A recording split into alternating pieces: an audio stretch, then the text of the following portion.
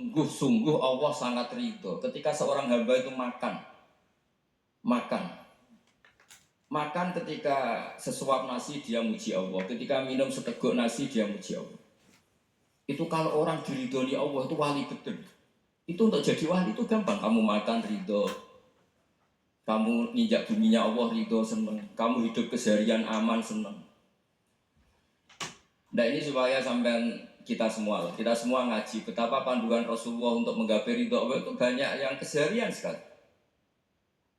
Saking kesehariannya banyak dalam hadis dan itu sahih. Nabi menyebut hal-hal yang keseharian. Hatta matas alu fi fimroatika. Kamu punya uang, kemudian istri kamu bisa makan, itu ibadah. Bahkan sebagian ibadah itu dicontohkan Nabi yang akhirnya diprotes sahabat. Yaitu wafi buti ahadikum sodakoh. Kamu menggauli istri kamu itu ya sodakoh. Sampai sahabat bilang yang benar ya Rasulullah.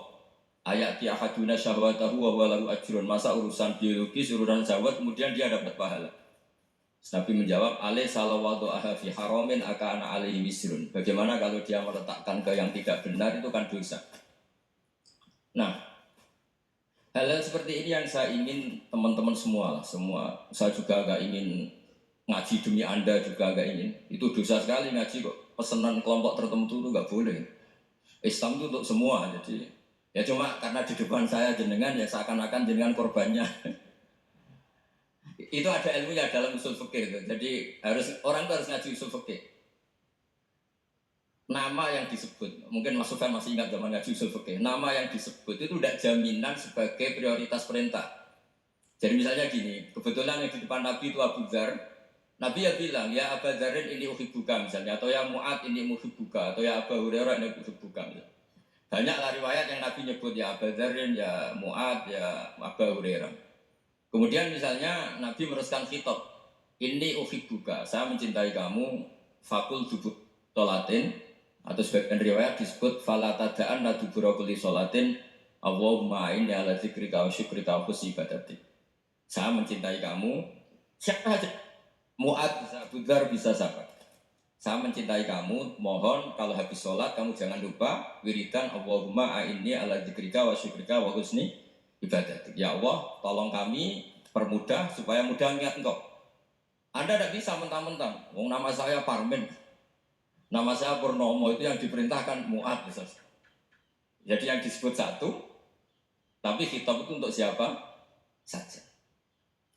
Saya teruskan ya. Jadi saya mohon semua kita melakukan kebaikan itu kalau dalam kaidah fikih disebut al-yakin la yuzalu bisyak. Banyak kebaikan yang kebenarannya itu 100%. Tidak punya efek samping ke pihak lain, ke kelompok lain, ke komunitas lain. Itu tadi misalnya Anda makan, dan itu murah sekali, hanya butuh satu piring. Setiap punyaan kamu muji Allah, setiap minum kamu muji Allah. Itu redaksinya Rasulullah SAW disebut Allah sangat ridho ketika seorang hamba makan, kemudian dia memuji Allah. Atau minum, kemudian dia memuji Allah. Logikanya gampang, negara seperti ini yang kamu harapkan bentuknya kayak apa, mertua, ipar, komunitas, tetangga, itu nyata terjadi itu kan belum pasti. Sementara yang mesti terjadi adalah kamu butuh makan, kalau tidak mati. Butuh minum, kalau tidak mati. Butuh bumi yang nyaman ditempati, kalau tidak kita juga mati.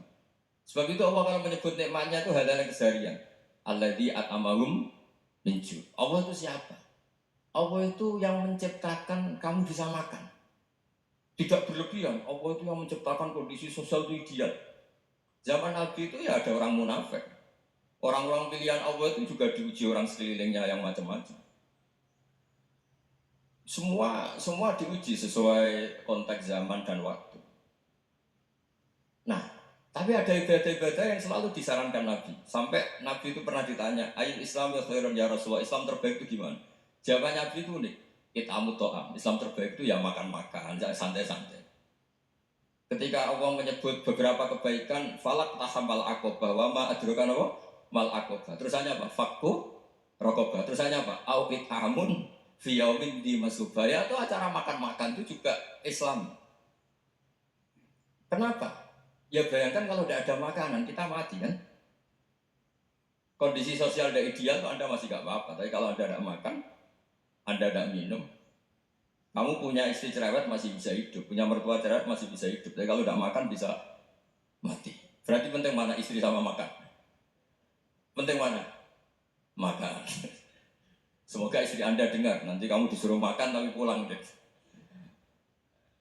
Itu kalau dibahasakan makan masih memahami. Penting mana nasi satu piring dengan istri. Nggak ada nasi mati, nggak ada istri belum mati. Penting mana? Gak berani jawab kan? Nah, ternyata Anda ada garang kan di depan istri. Jadi saya mohon lah, mungkin Mas Sufyan Sauri tadi yang bisa bantu lah. Teman-teman tuh ngaji yang keseharian saja. Karena kita nyari ridho Allah itu berdasar firman Allah. Dan firman Allah itu menyebut keseharian tuh riang, gampang. Itu tadi misalnya wa min ayatihi manamukum billaili wan nahar. Termasuk ayat-ayat Allah itu kamu tidur. Maka dulu itu ada guyonan, ada tokoh Mu'tazilah, kelompok dalam Islam yang berpikir manusia itu bisa menentukan ikhtiarnya sendiri. Karena saya bisa duduk, ingin berdiri.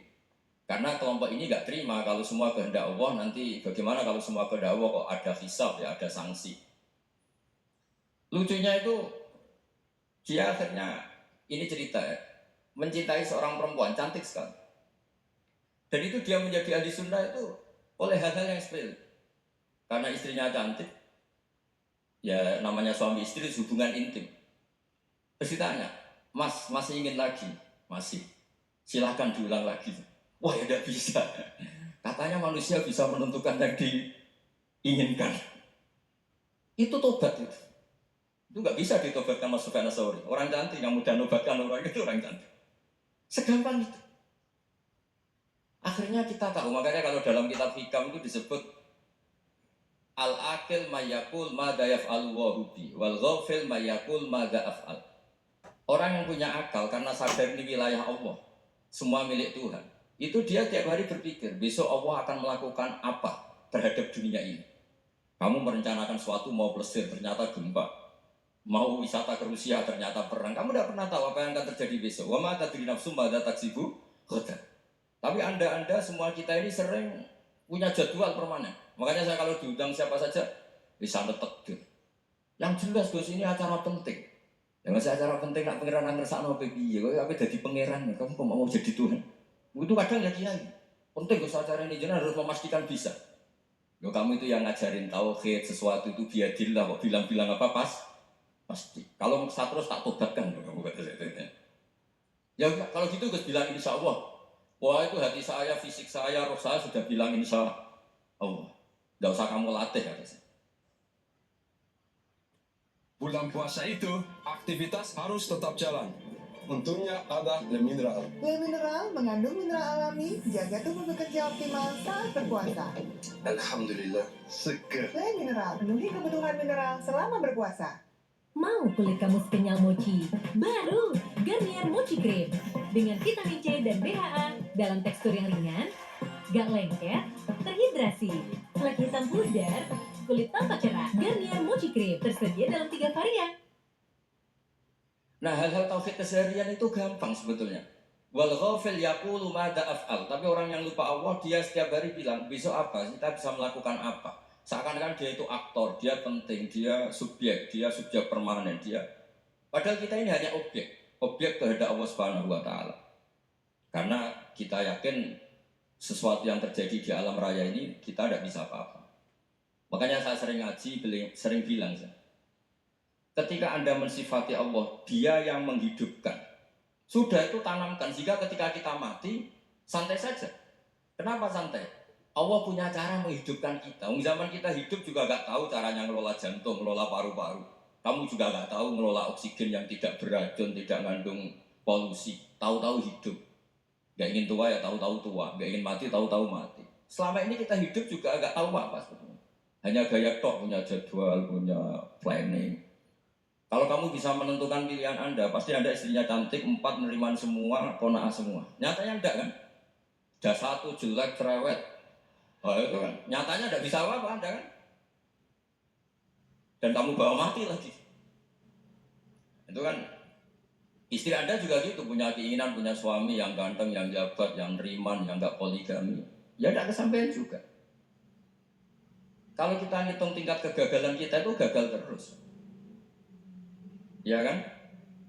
Nah, terus ingat Allah, maka yaf'alu wa bi. Orang yang punya akal selalu berpikir Allah itu menghendaki apa terhadap saya. Lalu sama-sama orang melihat orang yang serius, itu kata Anda itu pemikir berat, serius, senang punya tokoh yang merengut karena kamu anggap serius. Tapi sebagian orang menganggap orang yang serius itu wong merengut, wong masam, wong muka kok ditekuk. Jadi sama itu hati yang muqallibal qulub sabit qalbi ala dini, karena kita nggak tahu cara berpikir kita tentang orang lain, tentang sekeliling kita. Misalnya kita orang baik yang jenis ngurmat fakir miskin. Ada orang bangun masjid mewah itu janggal. Apa artinya masjid mewah kalau banyak orang kelaparan? Tapi kalau yang jenis pendidikan, apa artinya masjid mewah kalau tidak bisa ngaji? Nanti yang jenis infrastruktur, apa artinya ini kalau semuanya punya sudut pandang yang berbeda-beda. Dan Islam mengapresiasi semua kebaikan. Tapi katakan semua kebaikan itu adalah kehendak Allah Subhanahu wa taala. Karena apapun baik Anda itu pakai fasilitas yang diberikan oleh Allah Subhanahu wa taala. Sehingga ini yang disebut kulillah sumadarhum fi khawdihim malakun. Ya kembali tadi ke tema-tema bahwa keseharian Anda ini sudah Islami. Saat Anda tidak bisa melakukan apa saja. Saya sering ada jenazah, biasanya kalau tetangga meninggal saya sering disuruh ngelepas. Saya bilang orang ini baik karena sering lamun di rumah, sering nganggur di rumah. Ditanya sama anaknya, kenapa Gus nganggur baik? Ya kalau dia nganggur artinya juga gak berbuat sesuatu yang maksiat kan? Ya kan? Orang nganggur di rumahnya ya gak bunuh orang, gak maling, gak korupsi, ya namanya nganggur di rumah. Lah cuma istri cara pandang nganggur gak menghasilkan uang gitu. Tapi juga gak menghasilkan kriminal kan? Jadi sebenarnya Islam itu makanya kalau sampai ngaji usul fikih itu ada kitab usul fikih namanya Lubul Usul, itu terkenal sekali di pesantren ya. Itu kalau ngapresiasi keseharian itu luar biasa. Ithma min mubahin illa wa yatahaqqaqu bihi tarku haramimma. Karena keseharian yang mubah saat Anda lakukan itu ada kehebatan yang luar biasa, yaitu meninggalkan haram. Makanya dulu banyak orang-orang alim ketemu temannya itu guyon sampai semalaman. Itu dia yang semangat Islam, itu kiai kok udah tahajud, kiai kok udah witir.